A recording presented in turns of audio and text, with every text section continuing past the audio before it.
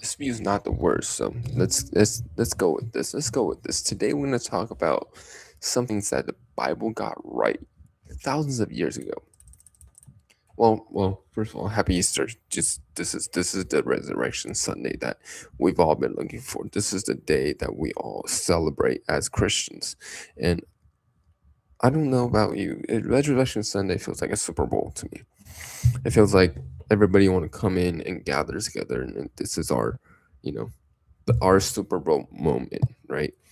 This is our final moment right before victory was revealed to everybody. Um, Jesus came out, defeated every enemy that we can ever think of, and then came up on top. And this is the greatest news ever. Um, so on Easter, Jesus said a lot of things. The Bible says a lot of things before, but on Easter today, why want to talk about those things?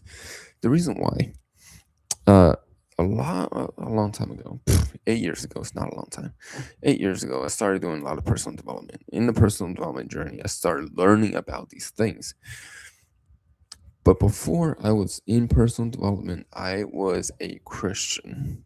Was I a very good Christian? Was I reading the Bible? You can argue very differently about that. But what I can tell you is all the things I learned in personal development that actually worked was kind of in the Bible. Let's go with a few, right? Um, we shouldn't go down the list, but in a sense, what we're doing right now, what I was learning when I was in personal development, I could just learn in the Bible and implemented it. I still struggle with implementation because I don't like to implement new things in my life. And therefore, some of the things that needs change is kind of difficult. And don't tell me about atomic habits because I know about it for a long time now, and I have it right here. You can't see it; it's right here. Anyway, I'm gonna start implementing a lot of atomic habit stuff in my life to start changing it and start adding tiny little 1% changes that makes it better. And um, these things are going to help. And obviously, when we talk about personal development and all the other stuff, we talk about the things that is going to help us be better people, right? But Jesus already came down 2,000 years ago to give us new identity that we are already good people. Now we're just gonna live within it and go out there and do what it is that it's already been done, which is be a good human being, right? Love God and love your neighbor. So today, let's break it down. There's 5 slides. I found this on Instagram. There's 5 slides, and I checked a little bit. The number might not be 100% accurate, but according to different studies, numbers will be different. So I'm going to go through 5 things that the Bible says thousands of years ago, and now modern science is saying, oh, yeah, the Bible's right. Okay. First of all, a grateful heart is a good medicine. We all know now that gratitude is what helps us think better, be better. A lot of these gurus like Lewis House talks about gratitude all day. Gary Vee talks about gratitude all day. Um, there's the gratitude guy. I forgot what it's called, but there's so many people that big people that are talking about gratitude, but I don't know if they're talking about it because they learned it from the Bible or they just learned it by experience. Now, if you learn it by experience, great, right? It's not something that is like super hard to find out because once you are grateful for certain things enough times, you get the muscle memory and you just keep being grateful for everything. And obviously, I'm understating the amount of work that needs to get done to be at that level, but we need to continue to be that, right? So grateful, a gratitude heart, a grateful heart. Gratitude reduces depression by 35%. That's nuts. I don't know how to measure 35%, but gratitude is the in, antidote to depression, right? Bible talks about that in Proverbs 17. That's thousands of years ago. and we're just discovering that with science now. So we're just picking up the evidence that God has already left it for us, right? Now, another one. This is one of my favorite verses, Romans 12:2. It says, "Be transformed by the renewing of your mind." So what does that mean? That means your mind, one, can be renewed. There's an old saying that you can't teach old dogs new tricks. That is completely false because old dogs can still learn new tricks. It just might take a little longer, but it still can learn new tricks. Same thing with human beings. Because we've been stuck in a habit, the same habit that we're so used to for longer, if you will, right? I'm 31, turning 32 this year. I've been stuck at some of the habits, some of the thinking for 27, 28 years. Now, obviously, if I was 22 and start doing this work, 18 years of programming is very different from 28 years of programming with all the mindset stuff that I have experienced. But here's the deal: the biggest part, the biggest truth that I can tell you about renewing of the mind is that uh, we can all change our mind, not just like changing our mind on the decision, but we can literally change how we not just how we think, but how our brain looks like. That's what's called neuroplasticity. Neuroscience is saying that we can change at any age.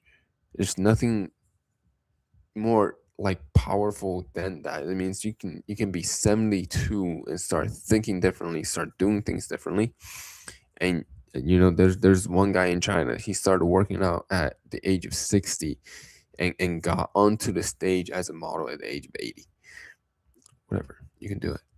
You can do it. You can change how you think. You can also literally change how your brain is functioning and how it's looking.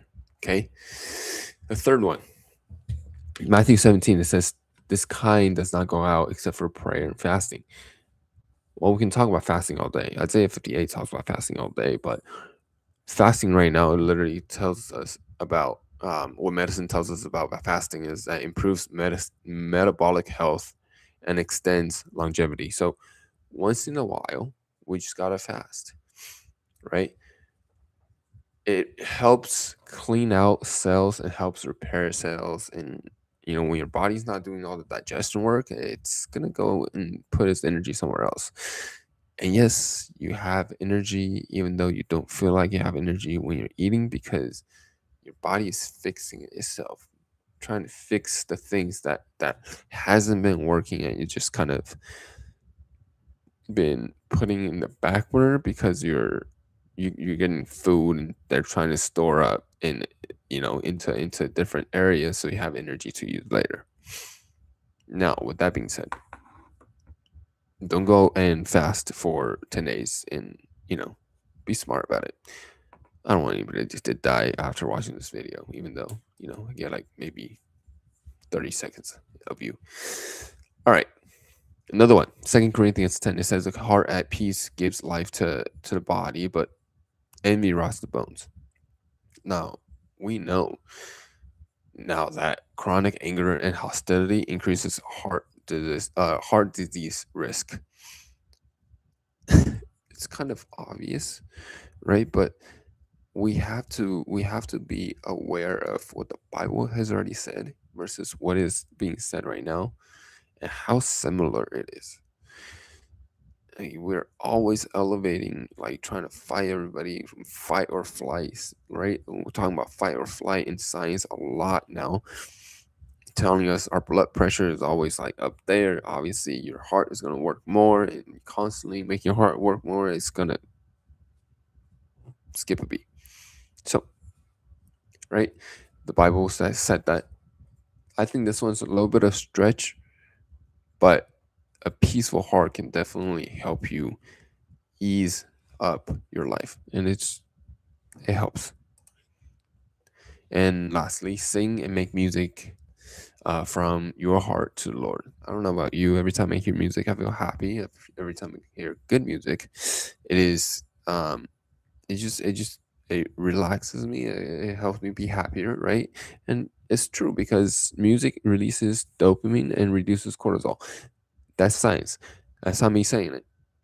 So Ephesians already said, sing and make music from your heart to the Lord. And the way they know is because their heart rejoices when they make music, when they hear music.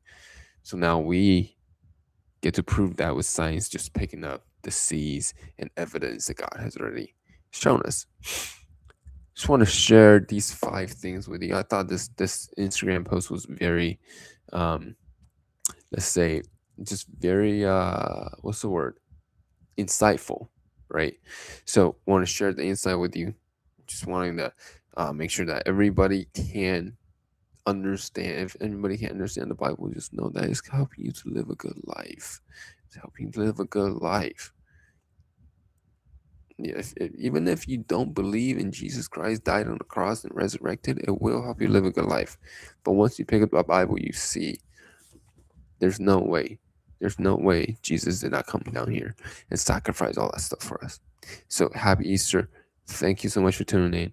If you like this video, give me a like, shoot me a comment, let me know what your takeaway is. And if you want more of these videos, subscribe to my channel. Peace.